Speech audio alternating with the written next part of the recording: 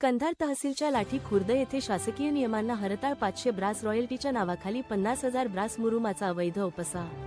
महसूल अधिकाऱ्यांचे संगनमत, शासनाला कोट्यवधींचा फटका.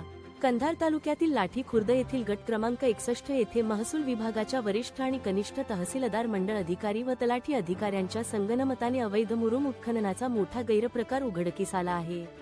केवळ 500 ब्रास मुरुम उपसा करण्याची अधिकृत रॉयल्टी घेऊन या ठिकाणी सुमारे 50,000 ब्रास मुरुमाचा अवैध उपसा करण्यात आल्याची तक्रार स्थानिकांनी केली आहे. प्राप्त माहितीनुसार हा अवैध उपसा दिवसरात्र सुरू असतो. मुरुम वाहतुकीसाठी दिवसाला 200 ते 300 अवजड वाहनांच्या फेऱ्या सुरू असतात, ज्यामुळे शासनाच्या नियमांचे सर्रास उल्लंघन होत आहे. स्थानिकांनी वारंवार तक्रारी करूनही संबंधित कंधार तहसीलचे तहसीलदार, मंडळ अधिकारी आणि तलाठी यांनी या गैरप्रकाराकडे पूर्णपणे दुर्लक्ष केले आहे. महसूल अधिकारी कान बंद आणि डोळे बंद करून असल्याने या अवैध धंद्याला अप्रत्यक्षपणे प्रोत्साहन मिळत आहे.